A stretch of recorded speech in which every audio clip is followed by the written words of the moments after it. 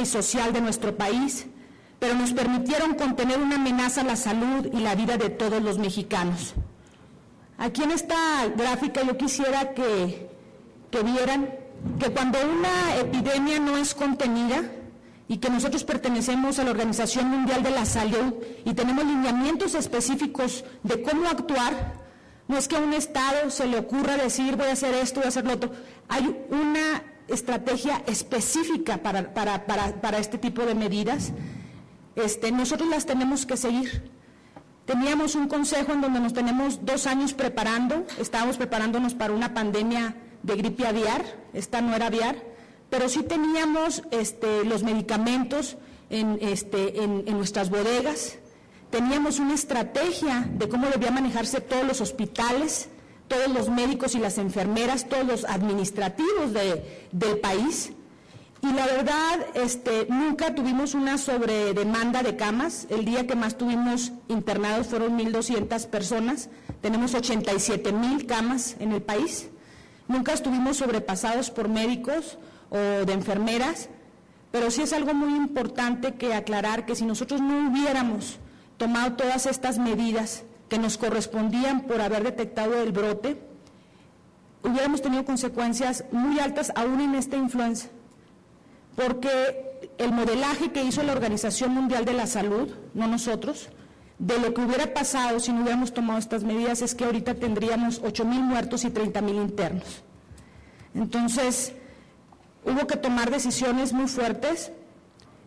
Se hacen estos modelajes con expertos epidemiólogos del mundo para saber que si no se toman tales o cuales acciones, hasta dónde puede llegar esto, cómo puede repercutir en un país, no solamente en cuestión de seguridad nacional, que es la salud, sino también en cuestión económica. Entonces, sí es importante porque a veces da la tentación de decir, bueno, esto fue de más, esto no sé qué, pero era un virus que no conocíamos, que no conocían en el mundo, que tuvimos la gran suerte de que el medicamento que teníamos en la bodega era el mejor para este virus, y la verdad también es importante saber que nosotros nos hemos apegado a lineamientos internacionales que siguen los países que tienen este tipo de emergencias epidemiológicas.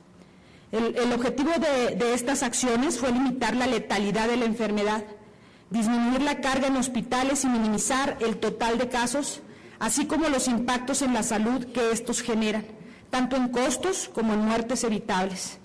La presencia de un virus distinto al de la influenza estacional, sin antecedente alguno sobre su comportamiento, letalidad y contagiosidad, implicó un doble reto para el sistema de salud y un riesgo impredecible al que no podría ser expuesta la población de nuestro país.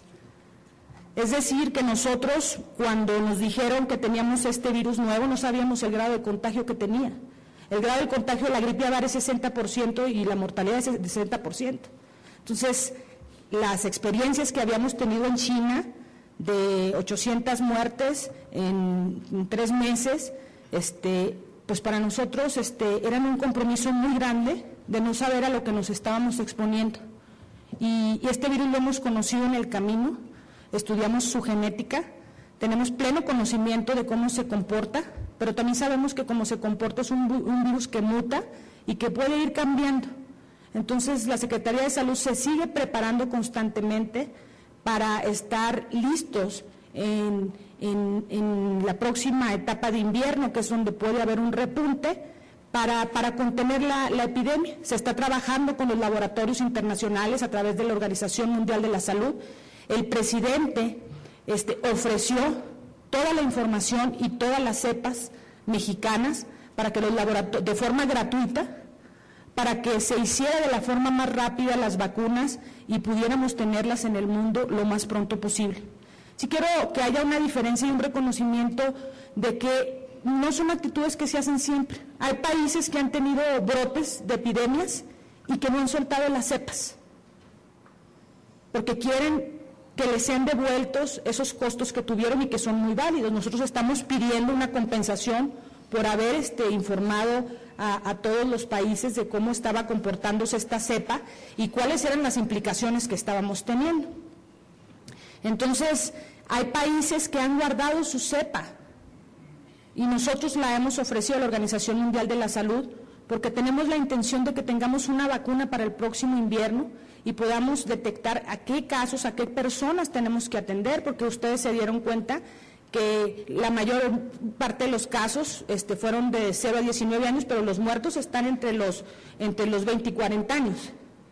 Entonces, también nuestros científicos en los Institutos Nacionales de Salud, en la UNAM, en el Politécnico, están estudiando si esto tiene que ver con nuestro genoma, si tiene que ver con el grado de cómo va la gente a atenderse, porque la mayoría de los casos que tuvieron defunciones fueron pacientes que se atendieron entre 7 y 10 días después de que tuvieron síntomas. Y en cuanto se informó y la gente supo y empezó a acudir a los médicos dentro de las 24, 48 horas, empezaron a disminuir impresionantemente las muertes. Entonces, hay muchas cosas que estamos estudiando, que tenemos que saber y que, bueno, también nos han servido de experiencia para estar preparados y trabajar como sector, todas las instituciones, para poder contener este tipo de epidemias. Además, como se ha venido confirmando con las últimas cifras disponibles, la afectación ha sido mayor en personas adultas entre 20 y 50 años. 3/4 partes del total de las defunciones confirmadas, representando una amenaza para nuestra juventud y población en edad productiva. Convencidos de que el elemento humano es el eslabón más importante de la cadena social y productiva, nuestras acciones han estado enfocadas en proteger su salud y vida, tarea en la que no escatimaremos esfuerzos. El Estado y la sociedad mexicana actuamos con plena responsabilidad ante una situación muy crítica y que requería de medidas contundentes. Las medidas que reconocemos han resultado difíciles, particularmente para los sectores productivos. Han sido necesarias para evitar un daño mayor, tanto a la misma planta productiva nacional como al bien más preciado que tenemos los seres humanos, la salud y la vida. Sin duda, como cualquier enfermedad, la epidemia no llegó en el mejor de los momentos, ya que nos encontramos inmersos en una crisis económica mundial, por lo que el reto de echar a andar nuevamente la economía es enorme. Aún así, estoy segura que tal y como el gobierno y la sociedad respondimos con solidaridad y compromiso para enfrentar la epidemia, lo haremos para sacar adelante los sectores productivos, particularmente aquellos que resultaron más afectados en esta emergencia sanitaria. De hecho, aquí nos hemos esforzado por seguir a todos los casos de las zonas turísticas, por ejemplo, saber exactamente cuáles son sus contactos, su estado de salud, para poder reportar que todas estas playas no tienen un caso y que las que tienen casos todos están vivos. Entonces, y que han sido casos mínimos, porque este virus pues le gusta más lo frío que el calor, que el clima cálido, ¿verdad? Por eso es que en las zonas como estas, donde hay más humedad y todo, pues se ve, donde está más frío, pues como en las ciudades y también en las ciudades metropolitanas donde hay más población, pues hemos visto más casos. Como lo habrán de detallar los compañeros funcionarios de la Secretaría del Trabajo y Previsión Social y de las Secretarías de Hacienda y Crédito Público, se están impulsando medidas para reactivar la economía pasada la emergencia. En estas medidas, pero sobre todo protegiendo la salud de los mexicanos, las instituciones de salud estaremos cumpliendo con nuestra responsabilidad, apoyando en todo lo que esté a nuestro alcance para dar seguridad a las inversiones, contar con una planta laboral sana y motivada a mejorar su productividad, así como aplicar de forma eficiente los recursos en la generación de obras y empleos. Esta epidemia nos ha dejado un aprendizaje inigualable. Hemos podido regresar paulatinamente a la normalidad, pero una normalidad que no podrá ser igual, porque las medidas que tomamos para prevenir el contagio tendrán que seguir siendo observadas, porque además de ayudarnos a protegernos de la influenza, lo hace con otras enfermedades que utilizan la misma vía de transmisión. Tenemos que tener una cultura de la higiene diferente.